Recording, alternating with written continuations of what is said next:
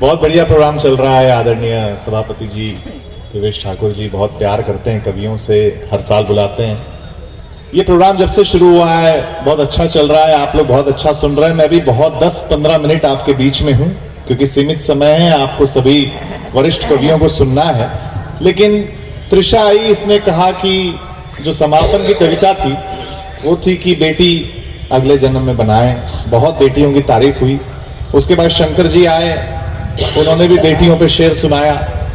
बड़ी बात है। देखिए, एक बात से तो आप सहमत होंगे कि बेटी हमेशा अच्छी होती है। लड़की जो होती है, जब वो बेटी होती है हमेशा अच्छी होती है। जब दोस्त बनती है तब भी अच्छी होती है, जब बहन बनती है तब भी अच्छी होती है। पता नहीं पत्नी बनने के बाद कौन सी मोंजोलिका इनके अंदर आ जाती है।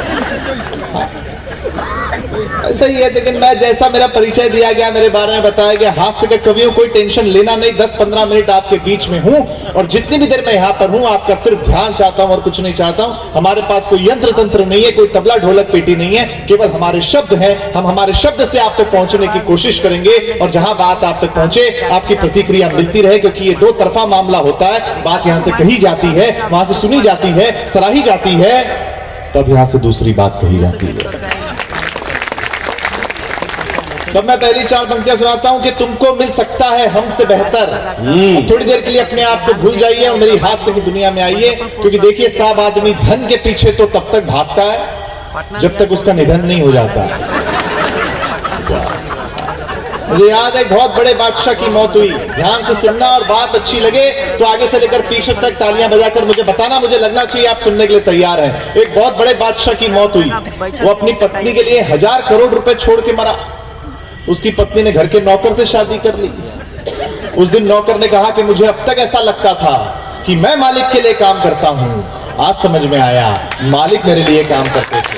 वाह वाह वाह वाह वाह वाह। सुनाता हूं कि तुमको मिल सकता है हमसे बेहतर, हमको मिल सकता है तुमसे बेहतर, लेकिन तुम और हम दो घर मिल जाए तो कुछ और नहीं हो सकता फिर इससे बेहतर। वाह वाह, बहुत अच्छा भाई रोहित जी, बहुत अच्छा, बहुत अच्छा है। लेकिन अद्भुत है बात तो। खैर, बिहार अपने आप में अद्भुत प्रदेश है। जब जब हम आते हैं हमें बहुत अच्छा लगता है। मतलब अगर बिहार में सुना दिया जाए, बिहार का आदमी अगर किसी को सुन ले, उसको भी पद्मश्री पुरस्कार दिया जा सकता है। यहाँ सुनाना बहुत कठिन काम है। हमें आदरणीय सभापति जी बता रहे थे, हमें जब इनके घर थे, बोले एक प्रवचन करता है। उन्होंने प्रवचन में कहा कि देखो, जो इस जन्म में नर है वो अगले जन्म में भी नर ही होगा, और जो इस जन्म में नारी है वो अगले जन्म में भी नारी ही होगा। इतना सुनते ही एक बूढ़ी अम्मा उठ करके जाने लगी। तो प्रवचनकर्ता ने रुकाया और पूछा, अम्मा बीच प्रवचन में उठ के क्यों जा रही हो? अम्मा ने जो जवाब दिया बड़ा अद्भुत था, उस पर आपकी तालियां मिलेंगी। प्रवचनकर्ता ने रुकाया और पूछा, अम्मा बीच प्रवचन में उठ के क्यों जा रही हो? अम्मा ने कहा, महाराज जी, जब अगले जन्म में भी पूड़ियां ही तलनी है तो प्रवचन सुन के फायदा क्या है? बिना फायदे के आप लोग किसी को सुन लो, लेकिन आज संभव है? वाह वाह, संभव है। अद्भुत मामला। अभी हम आ रहे थे, कार हमारी चल रही थी, हम जिस भी प्रदेश में होते हैं, जिस भी शहर में होते हैं, मान लीजिए अगर कभी ड्राइवर हॉर्न बजा दे तो सामने जो गाड़ी वाला होता है वो हट जाता है, वो रास्ता देता है। आपके ऐसा नहीं है। हमारे ड्राइवर ने हॉर्न बजाया, आगे पीछे मुड़ के देख रहा, बोले बजाया कौन? इतनी हिम्मत किसकी हो गई? फिर दिनेश बावरा जी गोरखपुर से आते, इन्होंने ड्राइवर को समझाया, बोले भाई ये बिहार है, रहने दे, कट्टा उट्टा निकाल लिया, मुश्किल हो जाएगी। अद्भुत मामला है आप लोगों का। मतलब बता रहे थे मुझे सुनील जोगी जी, बहुत वरिष्ठ कवि, आज इनको सुनिएगा, बहुत आनंद देंगे। बहुत साल से बिहार आ रहे हैं। इन्होंने बताया, बोले एक बार का सच्चा किस्सा है रोहित, तुमको बताऊं, बिहार को हल्के में मत लो। मैंने कहा क्यों? बोले यहाँ के एक लड़के ने अपना आईफोन बेच करके कट्टा खरीद लिया। मैंने कहा फिर क्या किया? बोले कट्टा दिखा दिखा के 10 आईफोन जमा कर लिया।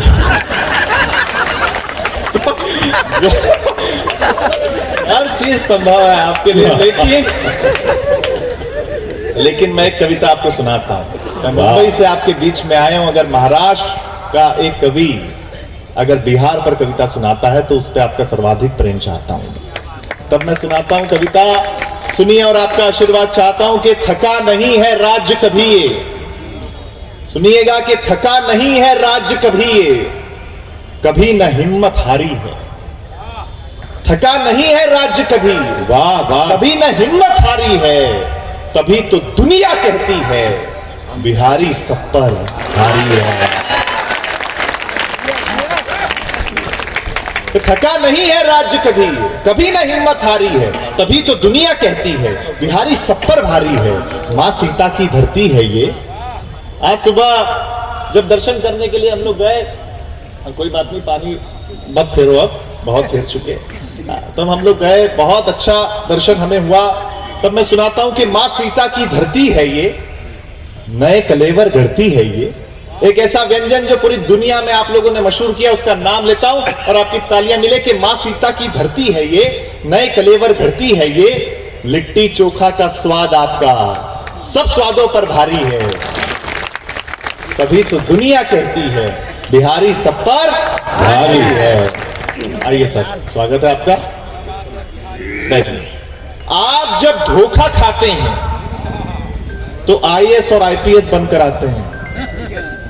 किसी अन्य प्रदेश का लड़का जब प्यार में धोखा खाता है तो उसके अंदर से संगीत निकलता है, और बिहार का लड़का जब प्यार में धोखा खाता है तो फिर यूपीएससी निकलता है।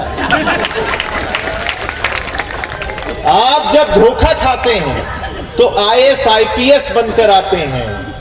आप जब धोखा खाते हैं तो आईएएस आईपीएस बनकर आते हैं। शांति दूत का पाठ पढ़ाकर आप ही बुद्ध कहलाते हैं।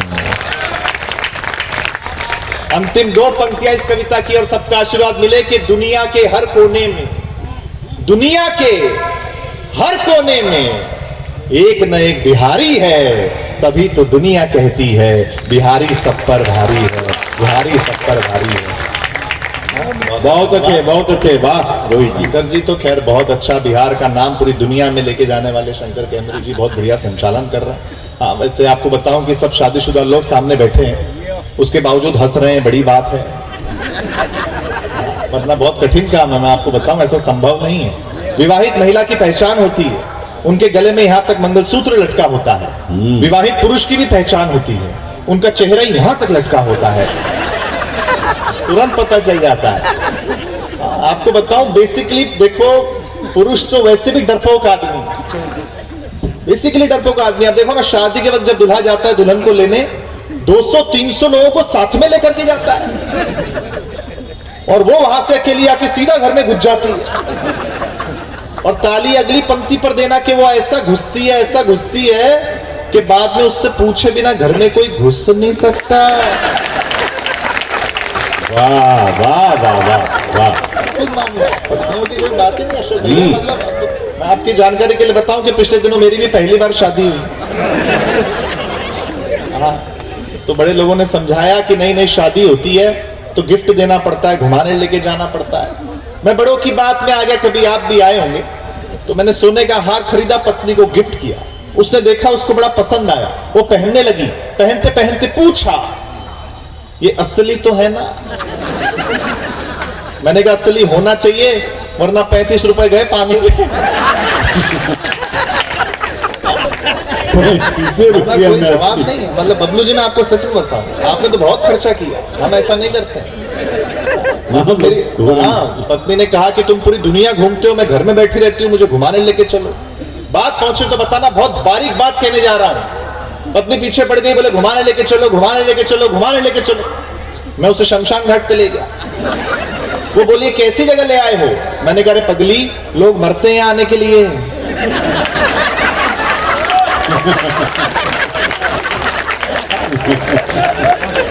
मरते हैं आने के लिए।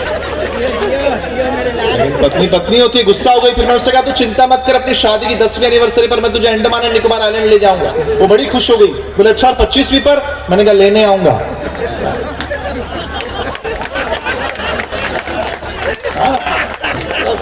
लेकिन आज मुझे सच में आदरणीय देवेश जी बहुत प्यार करते हैं। हम तो इनके घर, एक तो एक अच्छी बात मुझे ये लगती है, इसलिए नहीं कि आज के कार्यक्रम के आयोजक हैं इसलिए मैं कह रहा हूं। मैंने जब जब हम बिहार आए और उनके यहाँ रुके, हमने देखा कि कम से कम रोज 50-100 लोग अपनी अपनी सुझाव लेकर के आते हैं, अपने अपने काम लेकर के आते हैं, चाहे वो किसी भी धर्म के हो, किसी भी जाति के हो। आदरणीय सर उनकी मदद करते हैं, ये अपने आप में एक बहुत बड़ी बात है। मैं चाहता हूं, क्या बात है सर, अद्भुत है। तो सर मुझसे कह रहे थे कि नई नई शादी में इतना जल्दी कैसे पीड़ित हो गया, क्या समस्या है बता। मैंने कहा सर क्या करूं, मेरी पत्नी हर दूसरे दिन पैसे मांगती है, 5,000 रुपए दो, 10,000 रुपए दो। तो उन्होंने पूछा बेटा तेरी पत्नी इतने पैसों का करती क्या है। मैंने कहा मुझे क्या पता, मैंने कभी दिए ही नहीं, अपने को क्या पता। लेकिन मैं आपको बताऊं, देखो पति और पत्नी का रिश्ता भी ना सर कांग्रेस और बीजेपी जैसा ही होता है। हाँ मतलब हमारे घर में भी वही हालत है। तो मेरी पत्नी भक्त है, तो मैंने एक दिन उससे कहा देख यार तू चिंता मत कर, आज के बाद मैं तुझे लड़ाई का कोई अवसर नहीं दूंगा। अब वो भक्त है, उसने कहा मैं तुम्हारे दिए हुए मौकों की मोहताज नहीं हूं, मैं आत्मनिर्भर हूं। और अगली बात लेकिन जो मैंने कही, सारे पुरुषों की तालियां इस पर चाहता हूं जो अगर मैंने सही बात कह दी और सही जवाब दिया हो। मैंने कहा देखो महिलाओं आप कितना भी आत्मनिर्भर हो जाओ, कितना भी आत्मनिर्भर हो जाओ, तुम सुंदर लग रही हो, ये सुनने के लिए तो हम पुरुषों पे ही निर्भर रहना पड़ेगा यार। बहुत अच्छे, वाह। मैं तो सच में महिलाओं का बहुत सम्मान करता हूं, बहुत सम्मान करता हूं, क्योंकि महिलाओं को आप जो भी कुछ दें बदले में आपको ज्यादा लौटाती हैं। जैसे आप इन्हें मकान दें, ये आपको घर करके देती हैं। आप इन्हें अनाज दें, ये आपको भोजन बना करके देती हैं। आप इन्हें मुस्कुराहट दें, ये आपको अपना दिल दे देती हैं। मतलब आप महिलाओं को जो भी कुछ दें बदले में आपको ज्यादा ही लौटाती हैं। तो यदि हम इन्हें कोई छोटी मोटी तकलीफ दें, ताली कम बजा रहे हो आप, एक बार जोरदार तालियां बजाओ। बहुत अच्छा, अंतिम रूप से मैं कविता छोटी सी सुना देता हूँ, सीमित समय है। बहुत अच्छा लगा आपके बीच आके। वैसे मैं आपको बताऊं मैं बहुत कॉन्फिडेंस वाला कवि हूँ, बहुत कॉन्फिडेंस वाला कवि हूँ सर मैं। आज पे फिर भी बहुत लोग हैं, पिछले प्रोग्राम में केवल एक श्रोता बैठा था सामने, मैंने 2.5 घंटे सुनाया। फिर मैं उतर के उसके पास गया, मैंने कहा नमस्ते भाई साहब, लगता है आप मेरे बहुत बड़े फैन हैं। वो बोला फैन मैंने कुछ नहीं, मैं तो माइक वाला हूँ।